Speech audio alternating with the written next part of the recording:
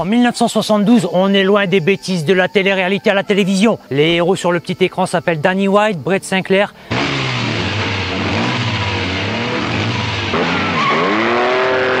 Au cinéma, c'est l'inspecteur Harry avec son Magnum 357 qui impose sa loi. Qui c'est, nous, connard? Smith, Wesson et moi.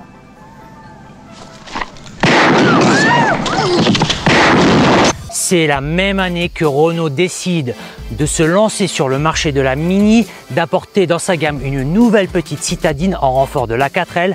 La Renault 5 sera un succès immédiat, elle est pratique, économique. Ce sera la voiture française la plus vendue entre 1974 et 1983 avec un prix serré et surtout avec sa version 5 portes qui apparaît dès juillet 1979.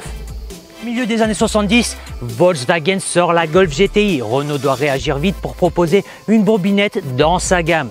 Il confie à Alpine le soin de créer la première GTI de Renault. La R5 Alpine atmosphérique voit le jour au Salon de Genève en mars 1976. L'auto est équipée de freins de R12, d'une boîte de R16 TX. Elle sera proposée au tarif de 30 000 francs et produite à 56 000 exemplaires. Au début des années 80, toutes les GTI montent en puissance. Renault doit vite réagir et doter sa R5 Alpine de sa technologie utilisée en Formule 1, le turbo. La R5 Alpine Turbo voit le jour en 1981, en même temps que Rocky 3, l'œil du tigre. La voiture est équipée d'un turbo, d'un carburateur aspiré. Elle est proposée au tarif de base de 53 100 francs et sera produite à 23 425 exemplaires. Aujourd'hui, je suis ravi d'avoir à disposition une très belle R5 Alpine millésime 1976, une très belle R5 Alpine Turbo millésime 1984. Et dans ce nouveau Youngtimer Battle, je vous propose de les essayer, les comparer et de déterminer quelle est la meilleure R5 Alpine de tous les temps. Sur la Renault 5 Alpine, pas de moteur à l'arrière, pas non plus de motorisation hybride ou de récupérateur d'énergie ou autre connerie de ce genre. C'est une voiture plaisir, efficace et simple. Elle vous donne des sensations à tous les régimes. La voiture est équipée d'un moteur de type Cléon. Alors sur cette R5 atmosphérique millésime 76, on retrouve un moteur 1,4 litre 4 cylindres, 8 soupapes. On a un carburateur double corps, 93 chevaux à 6400 tours, 115 Nm de couple, des 4000 tours, un chouïa moins que la Golf GTI.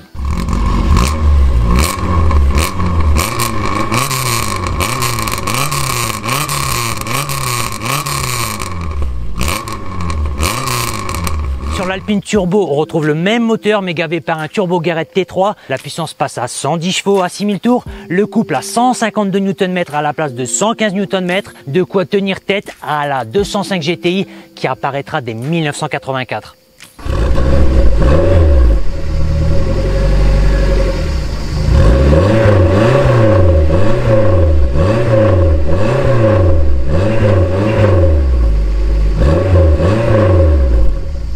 En termes de performance, c'est un peu comme si Jean-Claude Van Damme devait combattre Passepartout de Fort Boyard. L'Alpine Turbo met une sacrée correction à l'Alpine de 76. L'Alpine Turbo abat le 0 à 100 en 9 secondes 1, l'Atmo de 76 en 10 secondes 8, vitesse max pour la Turbo 186 km/h, pour l'Atmo 175 km/h, et ce même si la Turbo fait 30 kg de plus que l'Atmo avec ses 870 kg à vide. En termes de performance, je suis catégorique, c'est l'Alpine Turbo qui remporte ce duel. Renault Sport va bien évidemment développer une version compétition de la Renault 5 Alpine. Elle va courir en groupe 2. La voiture termine 2e et 3e au Monte Carlo 78 aux mains de Ragnotti et de Monsieur Fréquelin. Renault Sport va également développer une version coupe de sa voiture destinée à ses clients pour courir en Renault 5 Coupe de France à l'époque avec une direction plus directe, des freins avant de Renault 12 Gordini. La voiture sera fabriquée à 656 exemplaires pour la version atmosphérique et 702 exemplaires en version turbo. Pour pouvoir s'imposer dans la catégorie des GTI, l'Alpine a dû gonfler la ligne de la R5 de base. Sur notre modèle du millésime 76, on retrouve donc un pare-choc assez musclé qui inclut 2 anti-brouillard. Pour différencier cette Renault 5 de la Renault 5 de votre grand-mère, des deux côtés de l'auto, on retrouve des liserés rouges et un logo A5. On retrouve également sur cette auto des jantes qui proviennent d'une version coupe.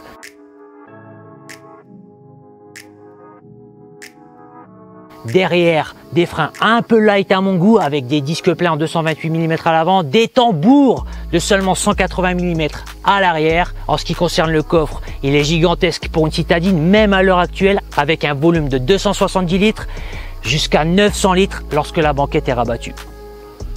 Petit détail qui permet d'identifier tout de suite une Alpine de 76, ses phares de type kangourou. La R5 Alpine Turbo pousse encore plus à l'extrême le côté sportif de la voiture. On retrouve ainsi sur cette auto un pare-choc qui ressemble étrangement à celui de la version atmosphérique à quelques détails près, une prise d'air plus imposante sur le capot, des deux côtés des liserés mais cette fois-ci avec des inscriptions Turbo et non plus A5. On retrouve également un logo turbo sur la calandre. En ce qui concerne les jantes, elles sont splendides. Elles ont été inspirées par le dessin du turbo en lui-même. Derrière, on constate une nette amélioration en ce qui concerne le freinage. Les freins passent en disque plein de 228 mm à l'avant comme à l'arrière, de quoi largement freiner cette petite boule de nerf. En termes de design extérieur, pour moi, le match est largement gagné par la R5 Alpine Turbo avec son look un peu plus agressif que la version atmosphérique. Pour moi, le point fort de l'intérieur de cette R5 Alpine atmosphérique millésime 76, c'est sa sellerie avec ce look futuriste totalement décalé. Personnellement, je l'adore.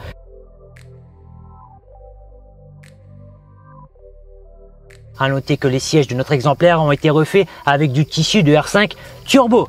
La planche de bord reprend un petit logo nous rappelant qu'on est bien à bord d'une Renault 5 Alpine.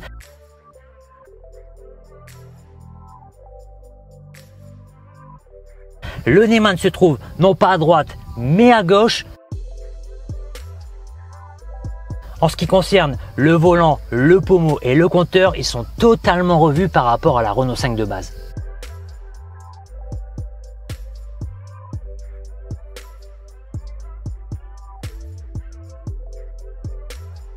Entre les deux intérieurs de ces Renault 5 Alpine, c'est un peu comme si vous compariez une photo de Jean-Claude Van Damme en 1988 et une de lui en 2020. Sur la première, il est frais et pétillant. Sur la deuxième, sympa mais beaucoup moins accueillant. La R5 Alpine Turbo reprend le même intérieur que la Renault 5 Turbo 2. La planche de bord et le pommeau sont beaucoup plus ternes.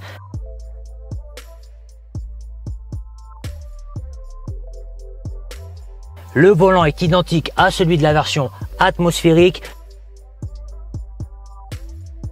Pour le compteur, il est un peu plus piquant avec ses graduations en rouge et ses 2 manomètres déportés supplémentaires.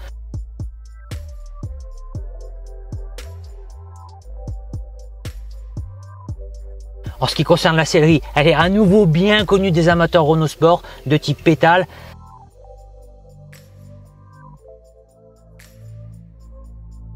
On retrouvait ça sur pas mal de Renault sportifs dans les années 70 et 80.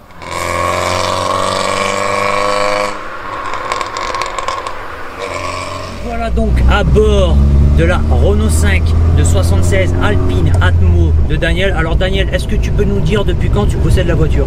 Alors cette voiture, je l'ai eue il y a 5 ans environ. C'était une épave que j'ai restaurée. Donc la voiture est presque entièrement d'origine, à part l'échappement. C'est la ligne complète d'Alpine Turbo que j'ai montée dessus. Qui fait un bruit très sympa. Qui fait un bruit sympa, ça donne un peu un effet un peu rallye on va dire. Et la voiture, voilà, elle a été restaurée et c'est une voiture qui est tombée des chaînes en janvier 76 et immatriculée en juin 76. Et c'est une voiture que tu utilises régulièrement? Ouais, c'est une fois que c'est fiabilisé, ça s'utilise régulièrement et je vais dire que la voiture est fiable, elle est joueuse, c'est très agréable à conduire et voilà, ça s'utilise au quotidien.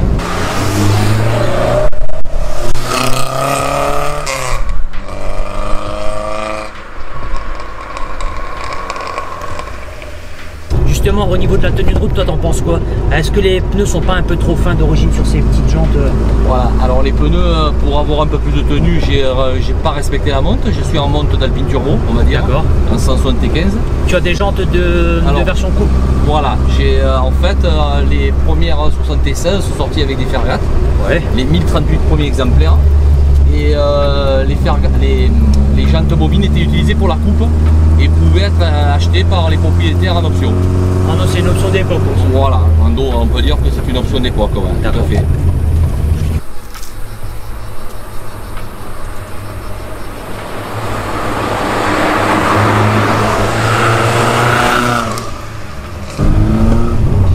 la boîte, Daniel, t'en penses quoi? Parce que si je dis pas de bêtises, c'est une boîte de R16TX à la Voilà, à l'origine c'est une boîte de 16TX.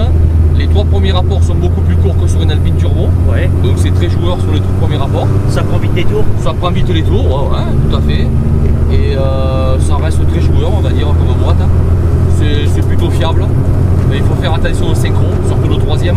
Parce qu'on fait vite la confusion entre la 3 et la 5. Ça a tendance à s'user?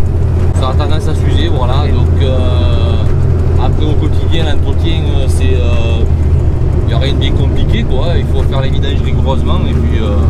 Mais ça reste fiable. Ça reste très fiable comme voiture. Les vis platinées, c'est un peu le condensateur et les vis platinées, voilà, c'est le point le plus sensible du véhicule, voilà. D'accord. Quand ça marche plus, il faut le changer. Voilà, Nous allons donc faire 2 reprises de 20 à 80 en 2e et 3e. C'est parti avec Daniel, on va voir ce qui s'est admis dans le ventre. Top.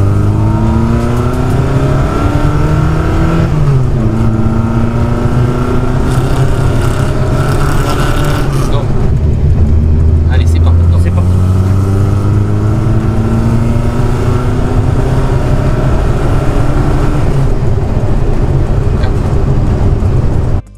Première reprise de 20 à 80 en 2e, 12 secondes. Deuxième reprise, on a mis un peu plus, 16 secondes. Bon, pour une voiture de 93 chevaux, pas trop mal. Le compteur, il est fiable? Non.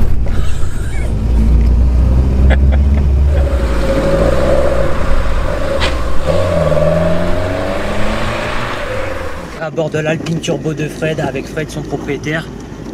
Fred, est-ce que tu peux nous dire depuis quand tu possèdes la voiture et est-ce que tu l'utilises régulièrement?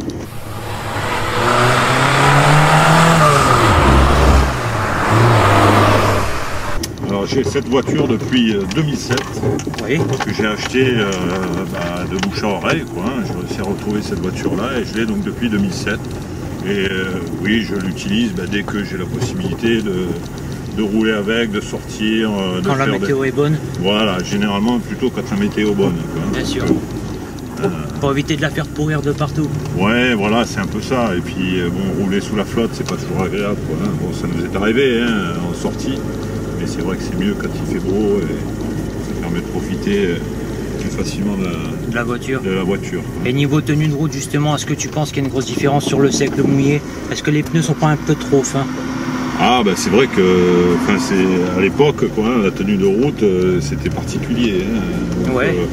Faut toujours être vigilant et c'est quand même mieux de rouler sur le sec, quoi, hein. Et est-ce que le train avant est, j'ai envie de dire, assez performant? T'as pas des pertes de motricité quand le turbo s'enclenche, de ce genre de choses, avec des petits trous comme ça? Non, ça va. Il y a quand même de la reprise justement avec le turbo, quoi. Ouais. Après, bon, oui, on peut arriver à faire grincer les roues en première et voire même en deuxième, quoi, hein, ça patine si on force un peu trop. Mais grosso modo, elle tient bien la route, quoi. Il n'y a pas de gros soucis. Non. Bon, après, voilà, faut pas se prendre pour son Dieu non plus, quoi, ouais. Hein, mais si on veut s'amuser un petit peu, on arrive à se faire plaisir sans prendre de gros risques non plus, quoi. Et tout à l'heure, on a roulé avec Daniel, il me disait que la boîte, justement, qui provient de la R16TX sur son millésime 76, son Atmo, était assez correcte en fait, hein. Il s'en plaignait pas trop, à part les synchros de 2-3 qui peuvent avoir des problèmes. Toi, t'en penses quoi? C'est assez précis au niveau du guidage? Ouais, non, moi c'est assez précis, quoi. Bon, moi en plus j'ai la direction assistée, alors...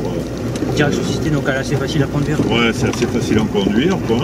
Même si sur nos conduites un peu sportives, quoi, on arrive quand même à tenir le cap, à bien diriger la voiture, quoi. Et là, en ville, c'est facile à conduire aussi, il n'y a pas de souci. Oui, très pratique.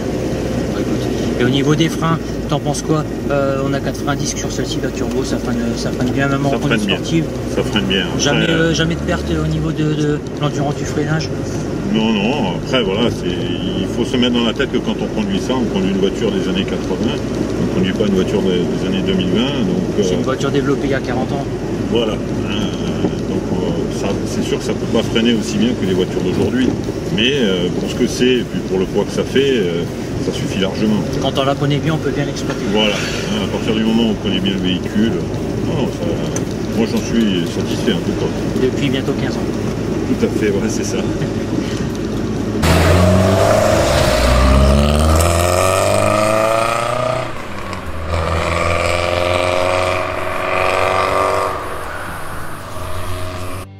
avec les autres modèles, nous allons faire 2 reprises de 20 à 80 en deuxième puis en troisième et je vais chronométrer tout ça et on va comparer les chiffres. Prête, première reprise, en deuxième.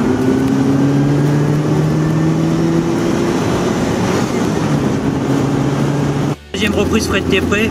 Ouais. En troisième, c'est parti. Voilà, turbo sans plancher. Turbo. En off.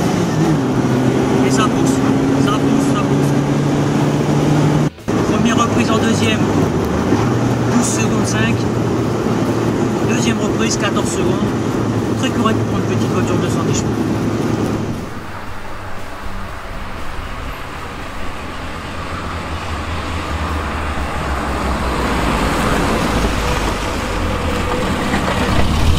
La Renault 5 Alpine, que ce soit en version turbo ou atmosphérique, est une véritable bobinette Renault Sport. La cote de toutes les Renault Sport a bien augmenté ces dernières années. Elle va encore monter puisque Renault arrête Renault Sport. En ce qui concerne la cote de ces autos, LVA considère qu'une atmosphérique peut se trouver à partir de 12 000 €, une turbo à 18 000. Moi, je vous conseille de mettre 12 000 € pour une voiture avec des travaux, que ce soit en turbo ou en atmo, et au moins 15 000 pour un bel exemplaire. Bien sûr, plus en fonction de l'état du palmarès et du kilométrage de la voiture. Comment départager ces deux Renault 5 Alpine? Pour moi, la Renault 5 Alpine Turbo gagne ce match grâce à ses performances et son look un peu plus musclé que la version atmosphérique, même si j'adore son intérieur. Je vous laisse choisir celle que vous préférez dans les commentaires. C'était Alex pour Overdrive AM. Je vous remercie pour votre soutien, vos commentaires. N'hésitez pas à me rejoindre sur Instagram et sur Facebook. Je vous dis à très bientôt les amis. Ciao.